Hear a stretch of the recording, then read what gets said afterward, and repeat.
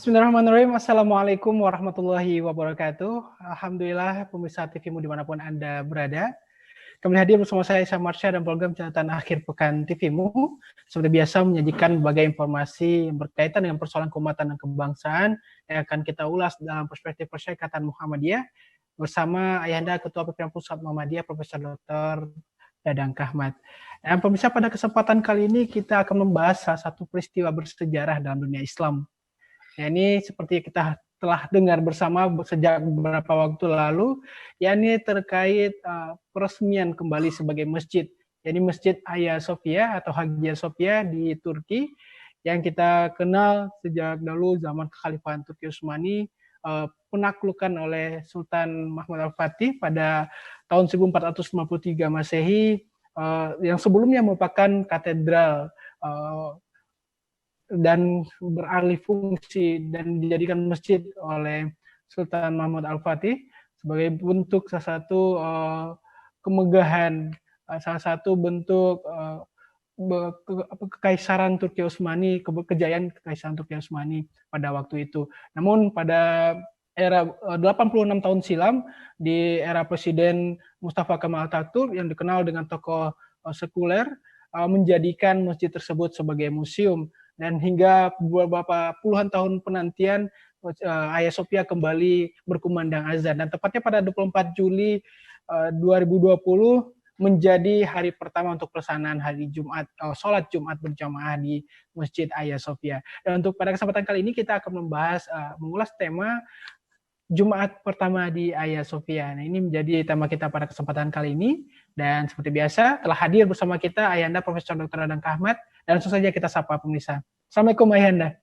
Waalaikumsalam warahmatullahi wabarakatuh.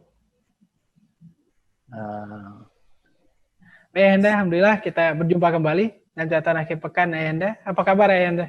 Alhamdulillah, baik-baik. Insya Allah. Insya Allah.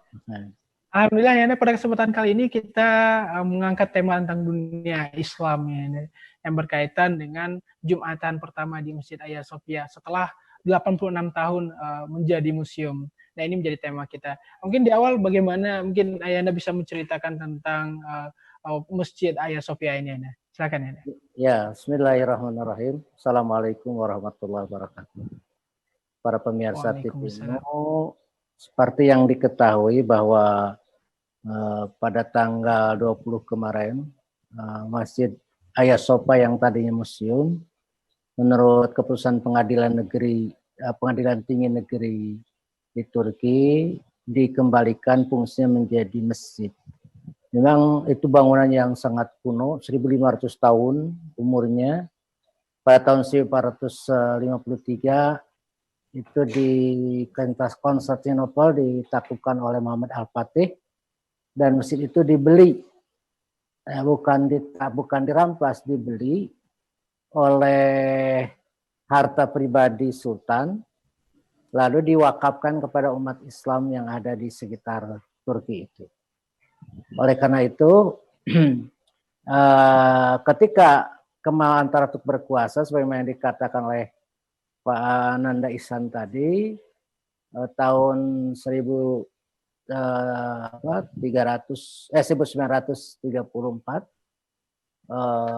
masjid itu dijadikan museum. Maka waktu Pengadilan Tinggi kemarin atas kehendak rakyat Turki dan Presiden Erdogan merasa perlu untuk merealisasikan keinginan rakyat Turki, maka diajukan ke pengadilan dengan bukti-bukti bahwa bangunan museum itu adalah masjid yang merupakan wakafnya dari Sultan Muhammad Al-Fatih itu. Maka Pengadilan Tinggi dengan bukti-bukti itu dikembalikanlah menjadi fungsinya menjadi masjid. Memang menjadi heboh. Seluruh umat Kristen termasuk Paus di Vatikan merasa sedih katanya hal itu. Banyak orang-orang Kristen juga yang lain yang mengatakan bahwa itu suatu langkah mundur, tapi sebetulnya mereka tidak jujur. Di Spanyol itu Masjid Cordoba itu mereka dijadikan gereja sampai hari ini. Dan di banyak negara Alhambra. Terus juga di India, masjid di Ayodhya dihancurkan, dibuat istana baru. Saya kira mereka sekarang tidak jujur dalam hal ini, sebagaimana yang ditulis oleh Samsi Ali. Oleh karena itu ini menurut saya sah masjid ini sebagai milik umat Islam karena itu warisan wakaf. Karena di dalam Islam yang namanya wakaf itu perlu difungsikan sebagaimana yang niatnya orang yang wakaf. Berbeda lagi kalau itu merupakan harta rampasan. Walaupun harta rampasan sebetulnya sah-sah saja. Dan siapapun yang menjadi penguasa sah untuk menggunakan apapun. Walaupun dalam ajaran Islam itu tidak diperkenankan sebenarnya pengalihan fungsi itu. Tetapi makanya Muhammad Al-Fatih itu membeli dan waktu itu dibayar dengan hartanya dan diwakafkan kepada umat Islam. Itu mungkin anak-anak ya.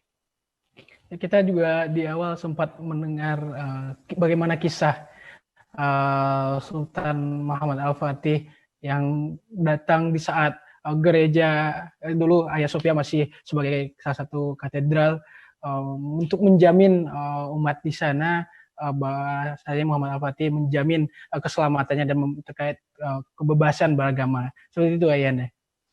Iya, saya kira itu yang dijalankan oleh Al-Fatih sehingga sebetulnya yang justru yang merusak itu dulu adalah tentara salib itu pernah.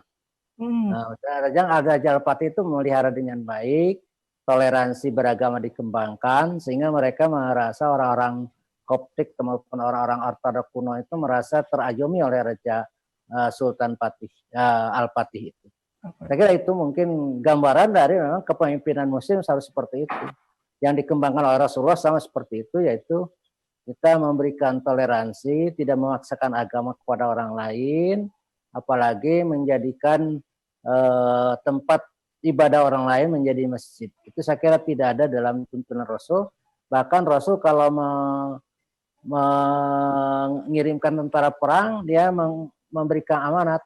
Jangan mengganggu wanita, jangan mengganggu orang tua, jangan mengganggu tempat ibadah, jangan mengganggu anak-anak. Saya kira itu wasiat, termasuk jangan merusak tanaman. Nah, saya kira wasiat yang sangat luar biasa dari seorang pemimpin perang waktu itu. Masya Allah, itu bagaimana Islam telah menjamin dan memperlakukan banyak contohnya telah diberikan. Baik, Anda kita akan bahas kembali terkait Jumat pertama Masjid Hagia Sophia setelah 86 tahun menjadi museum. Dan pemirsa tetap bersama kami dalam catatan akhir pekan TV-mu. Sama saya, Isa Marsha.